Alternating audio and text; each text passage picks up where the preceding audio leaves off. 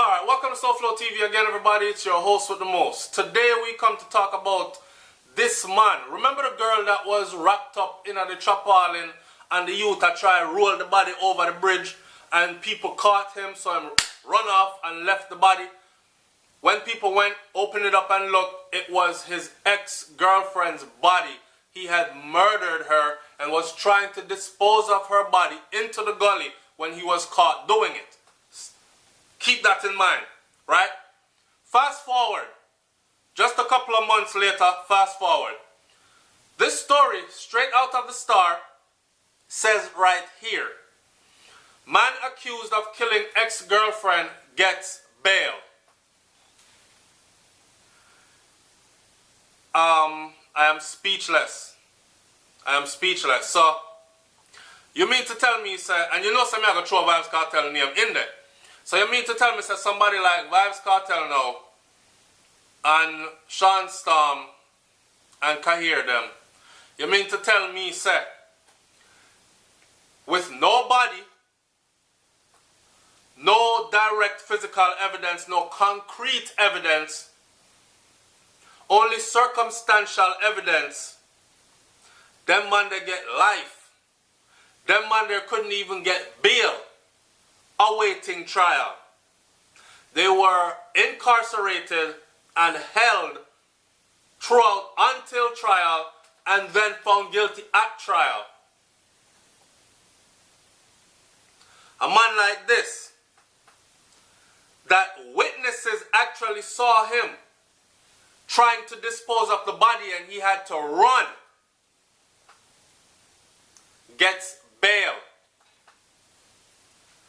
Check out the voice note. Check this voice note and then we'll talk some more. See it here? Let me set the voice note up first. Here is Philip after he had killed his ex-girlfriend, right? Which then, might add, is also, I believe, the mother of his child. Now, here is that girl's relative, family member. I am not sure is who.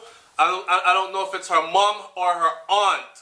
That was someone in my comment section will surely correct me, right? Or will surely inform me more. But the voice note is what I want you to listen to. This is by far solid admittance that he did it. Even plan on killing himself. And the purpose he did it for was, but listen to the voicemail. See it here. Alright, so the story today in the Star says, man accused of killing ex-girlfriend gets bail. Right? The man charged with killing his ex-girlfriend at an apartment adjacent to the office of the Commissioner of Police. Let me go back again from the top. The man charged with killing his ex-girlfriend at an apartment that is adjacent to the office of the Commissioner of Police. I wonder if that's why the Commissioner of Police retired early, exited early. Anyways, the man charged with killing his ex-girlfriend at an apartment that is adjacent to the office of the Commissioner of Police was yesterday offered bail in the Kingston and St. Andrew Parish Court. Parish Judge Andrea Pettigrew Collins offered construction worker Philip Brown, 35 years old, bail following a successful bail application by his attorney, Anthony Williams. Now, I'm going to say a couple of things. One, Anthony Williams must be one boss-ass lawyer to secure bail for someone that was caught in the act of disposing the body of a murdered individual who he had been known to be in relations with prior, and get this man to get bail. Bail. Now, I'm also going to say, look at the psychological damage of this. Watch this. Andrea Pettigrew Collins, a female judge. So here is Philip, caught in the act of trying to dispose this body, right, of this female. And here is a female judge that offers him bail. Brown was offered bail in the tune of $1 million with conditions and is to return to court on February 28th of this year. I'm supposing it's this year because the Star never said 2017, 2018 or anything else. It just says February 28th. And knowing how Jamaica justice system run, they could very damn well mean February 28th of 2018, 2019. Brown was offered bail in the tune of $1 million. For those of you who don't know, that is roughly close to 10,000 US dollars. So either somebody needed 10,000 US dollars and see this as a way to make a quick 10 grand, or this judge had her head so far up her ass, or someone instructed her to do this because they want to see more out of this case than justice.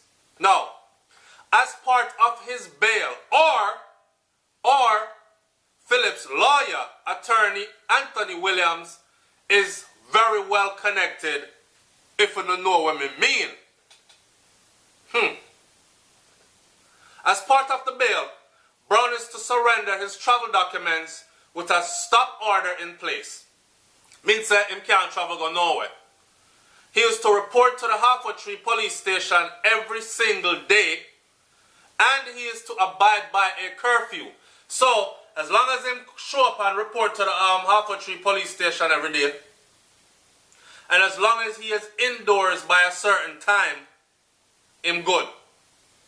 Until trial date. Reports are that Wilson's body was found, which is the female body, was found trapped, wrapped in a tarpaulin on a bridge on December 10th near the Crystal Towers apartment home that they shared.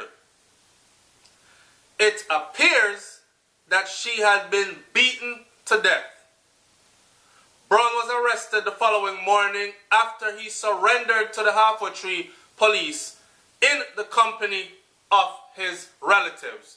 Now, if you listen to the voice note, you will hear him saying, you hear one time she tell him, say, I don't know if the auntie of the girl, I tell him, say, or her mom is telling him that, yo, you make me run this morning, you make me ball, right?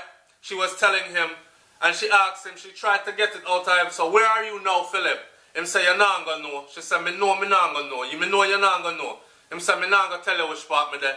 All you're gonna hear is say, a body found. She asked him if he was going to kill himself. He said, yes. She said, okay, so why you gonna kill yourself? You hear what him say?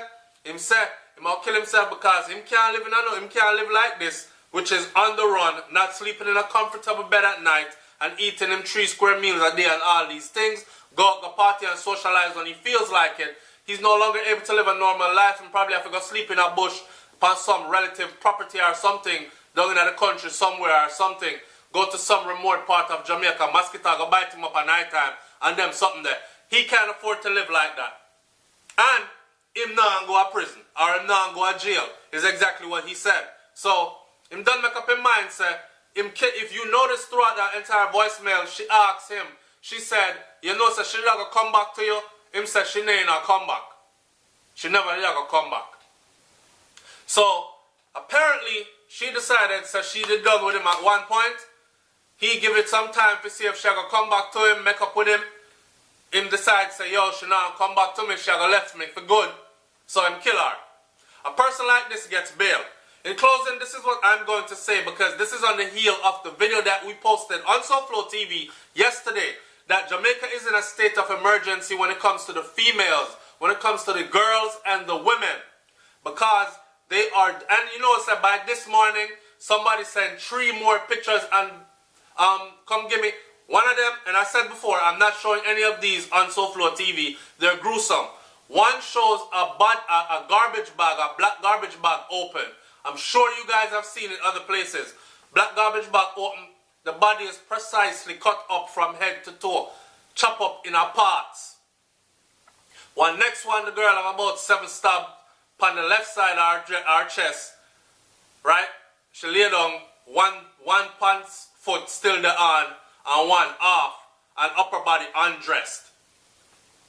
What I want to know is,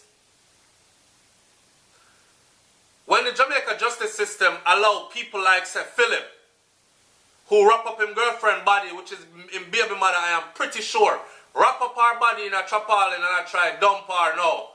When they give a man like this bail, what kind of message does this send?